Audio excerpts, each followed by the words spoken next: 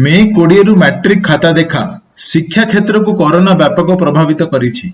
अधिकांश श्रेणी रे परीक्षा शेष होई नथिया बेले मैट्रिक खाता मूल्यांकन मध्य होई नाही। तेबे मे 20 तारिख रु मैट्रिक खाता देखा आरंभ हेबो। शनिवार एनी अनुष्ठित बैठक रे एही निष्पत्ति निया जाइथिबा विद्यालय और गणशिक्षा मंत्री समीर दास सूचना दैछंती। तेबे मे 19 सुधा सबु केन्द्र रे परीक्षा निरीक्षक पहुंचिबे। मूल्यांकन केन्द्र रे कोविड गाइडलाइन अनुपालन सह सामाजिक दूरत्व अवलंबन कराजिबो। खाता देखारे नियोजित शिक्षक प्रोत्साहन राशि पाइबे। राज्य रे 60टी केन्द्र रे मैट्रिक खाता देखा हेबो। जुलाई शेष रे फल प्रकाश पाइबो बोली मंत्री सूचना दैछंती।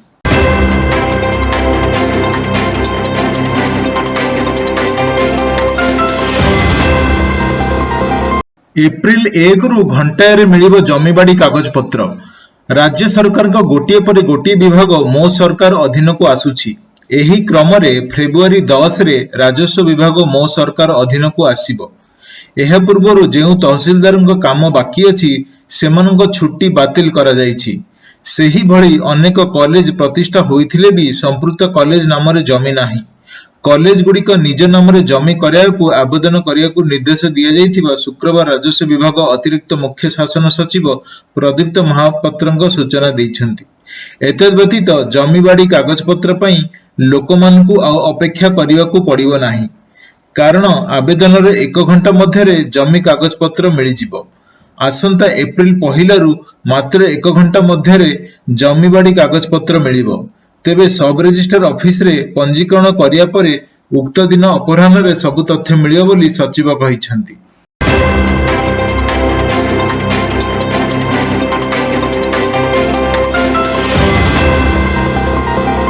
नयागढ़ जिला को डेइला कोरोना। राज्य रे आक्रांतों संख्या 289। नयागढ़ जिला को डेइछि कोरोना। शनिवार जिल्लार प्रथम कोरोना पॉजिटिव चिन्हट होइछंती। एहाकु मिसाई राज्य रे आक्रांतों संख्या 289 रे पहुंचिछि। आक्रांतों बयस 40 वर्ष होइथिया बेले से सुरत फेरंता एवं क्वारंटाइन रे थिले बोली सूचना और लोक संपर्क विभाग पक्षरु सूचना दिया जाइछि।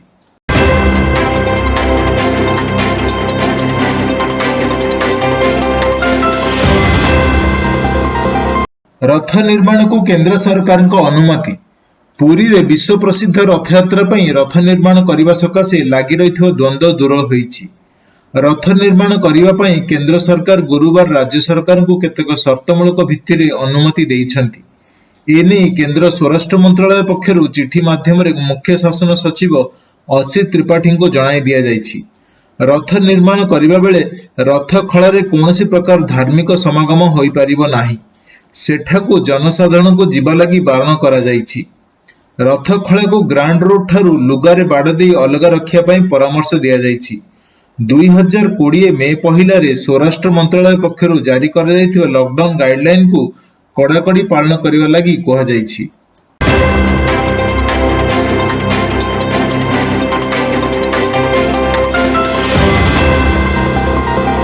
घरोई कॉलेज छात्र छात्री निमंते फी छाड़ लगी निर्देश देवाकू मना कले सुप्रीम कोर्ट। लॉकडाउन जो बंद थिबा घरोई कॉलेज गुड़िक छात्र छात्री फी छाड़ करंतु बोली दाबी करा जाइथिबा आवेदन को सुप्रीम कोर्ट खारज कर दैछंती। एही आवेदन रो विचार करी कोर्ट कहिसंती जे निजर परिचालन पई घरोई कॉलेज माने एही फी आवश्यक करिथांती। एणु फी छाड़ पई कोनोसी निर्देश दिया जाय परिबो नाही। फी छाड़ को नै केतेक छात्र छात्री सुप्रीम कोर्ट रे आवेदन करिथिले। फी छाड़ पई कॉलेज प्रशासन को निर्देश देवाकू सेमाने आवेदन करिथिले। ए संपर्क रे निज निजर विश्वविद्यालय मन को आवेदन करिवाकू सुप्रीम कोर्ट परामर्श दैछंती। लॉकडाउन जो भारत रे गत मार्च 15 तारिख रु स्कूल कॉलेज गुड़िक बंद रहिछि। सेगुड़िक किपरि खोला जिवो से नै यूजीसी और केंद्र मानव संबल मंत्रालय पक्षरु विभिन्न पदक्षेप नेउछंती। विश्वविद्यालय गुड़िक खोलिवाकू इतिमध्ये यूजीसी पक्षरु केतेक गाइडलाइन जारी करा जाइछि। अगस्त 1 रु नामलेखा और सेप्टेम्बर 1 रु पाठपढ़ा आरंभ पई यूजीसी विश्वविद्यालय गुड़िक गाइडलाइन जारी करिछि।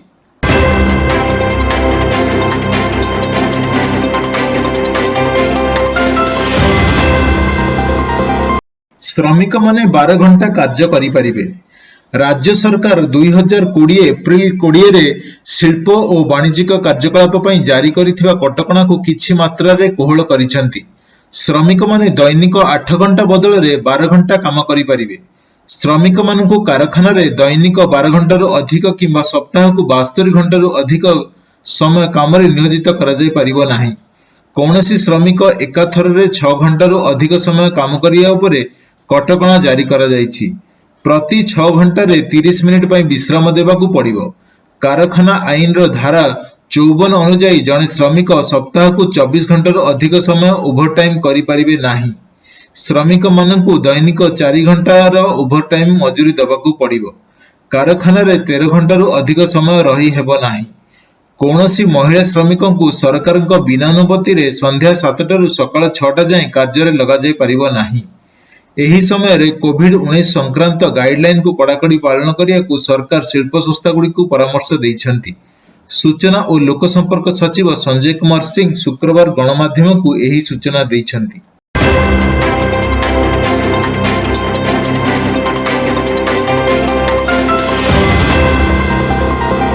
ସୁଧ ହାର କମାଇଲା SBI. State Bank of India SBI ପକ୍ଷରୁ ଏହାର ବେଞ୍ଚମାର୍କ ସୁଧ ହାରକୁ 15 ବେସିସ୍ ପଏଣ୍ଟ ହ୍ରାସ କରାଯାଇଛି। ଋଣ ଉପରେ ଏହି ସୁଧ ହାର 10 ମେ ଠାରୁ ଲାଗୁ ହେବ। ସବୁ ଅବଧି ଋଣ ଉପରେ ଏହା ଲାଗୁ କରାଯିବ। ଏହି ନିଷ୍ପତ୍ତି ଉପରେ ଲୋକଙ୍କର ଇଏମଆଇ କମିବ ବୋଲି ଜଣାପଡ଼ିଛି। ସେହିଭଳି ବ୍ୟାଙ୍କର ଋଣ ଉପରେ ବାର୍ଷିକ ସୁଧ ହାର 7.40% ରୁ 7.25% କୁ ଖସିଛି। ସେହିଭଳି ବ୍ୟାଙ୍କର ବରିଷ୍ଠ ନାଗରିକଙ୍କ ଲାଗି ଏକ ସ୍ୱତନ୍ତ୍ର ଜମା ସ୍କିମ୍ ଘୋଷଣା କରିଛି। ରିଟେଲ ଟର୍ମ ଡିପୋଜିଟ୍ ସେଗମେଣ୍ଟରେ ନୂଆ ଯୋଜନା ଏସବିଆଇ ୱିଥ୍ କେୟାର ଡିପୋଜିଟ୍ ଆରମ୍ଭ କରାଯାଇଥିବା ବ୍ୟାଙ୍କ ପକ୍ଷରୁ ସୂଚନା ରହିଛି।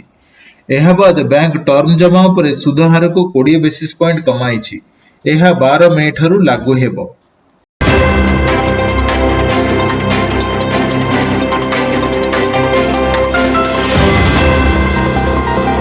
ସବୁ ସେକ୍ଟରକୁ ପ୍ୟାକେଜ ଦେବେ ସରକାର। କୋଭିଡ-19 ଯୋଗୁଁ କ୍ଷତିଗ୍ରସ୍ତ ହୋଇଥିବା ବିଭିନ୍ନ କ୍ଷେତ୍ରକୁ ସରକାର ପ୍ୟାକେଜ ପ୍ରଦାନ କରିବେ।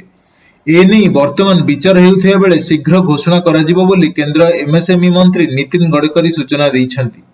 ସେ କହିଛନ୍ତି ଯେ ଦେଶର ଅଣୁ କ୍ଷୁଦ୍ର ମଧ୍ୟମ ଉଦ୍ୟୋଗ ଏମଏସଏମଇକୁ ପ୍ୟାକେଜ ପ୍ରଦାନ ନେଇ ଯୋଜନା ନାହିଁ।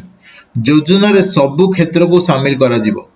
ଅର୍ଥ ବ୍ୟବସ୍ଥାକୁ ତ୍ୱରାନ୍ୱିତ କରିବା ଲାଗି ସରକାର ପ୍ୟାକେଜ ଘୋଷଣା କରନ୍ତୁ ବୋଲି ଦାବି ହୋଇ ଆସୁଛି। ଦେଶର ଅଭିବୃଦ୍ଧି କ୍ଷେତ୍ରରେ ଏମଏସଏମଇ କ୍ଷେତ୍ରର ଯୋଗଦାନ 29% ରହିଛି। ସେହିଭଳି ଏମଏସଏମଇ ରପ୍ତାନି କ୍ଷେତ୍ରକୁ 48% ଅଂଶୀଦାର ରହିଛି। ରୋଜଗାର ପ୍ରଦାନ କ୍ଷେତ୍ରରେ ଏହି କ୍ଷେତ୍ରର ଉଲ୍ଲେଖନୀୟ ଭୂମିକା ରହିଛି। ହେଲେ କୋଭିଡ କମ୍ପାନୀଗୁଡ଼ିକର ଅଣ୍ଟା ଭାଙ୍ଗି ଦେଇଛି। ଲକଡାଉନ ଯୋଗୁଁ ଅନେକ ଦିନ ଧରି କମ୍ପାନୀଗୁଡ଼ିକ ବନ୍ଦ ହୋଇ ପଡ଼ିଲାଣି। ଲକଡାଉନ ପରେ ମଧ୍ୟ ସ୍ଥିତି ସ୍ୱାଭାବିକ ହେବ କି ନାହିଁ ବୋଲି ବଜାର ବିଶେଷଜ୍ଞମାନେ ମତ ପ୍ରକାଶ କରିଛନ୍ତି। ଏହିଭଳି ବିଭିନ୍ନ ସ୍ଥିତିକୁ ସରକାର ଏବେ ବିଚାର କରି ପ୍ୟାକେଜ ଘୋଷଣା କରିବାକୁ ଯୋଜନା ରଖିଛନ୍ତି।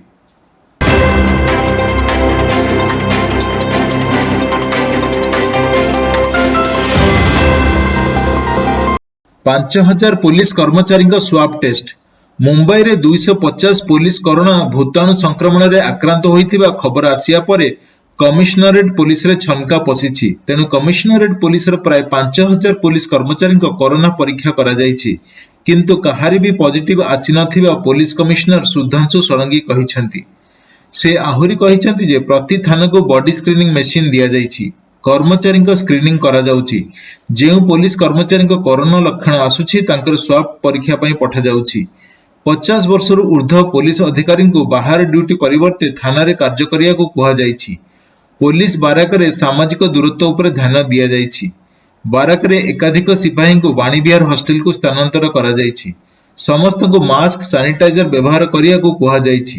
ରିଜର୍ଭରେ ରହୁଥିବା ପୋଲିସ କର୍ମଚାରୀଙ୍କ ସ୍କ୍ରିନିଂ ମଧ୍ୟ କରାଯାଉଛି।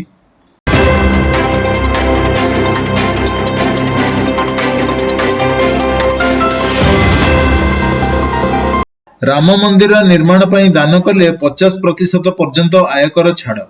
ରାମ ମନ୍ଦିର ନିର୍ମାଣ ପାଇଁ ଦାନ କରୁଥିବା ବ୍ୟକ୍ତିଙ୍କ ଆୟକର ଛାଡ଼ କରାଯିବା ନେଇ କେନ୍ଦ୍ର ସରକାର ନିଷ୍ପତ୍ତି ନେଇଛନ୍ତି। ଆୟକର ଅଧିନିୟମ ଧାରା 80(g)ର ଉପଧାରା 2 ଏବଂ ଖଣ୍ଡ B ଅନ୍ତର୍ଗତ ଏହିଭଳି ସୁବିଧା ଦାନକାରୀଙ୍କୁ ଯୋଗାଇ ଦିଆଯିବ ବୋଲି କୁହାଯାଇଛି।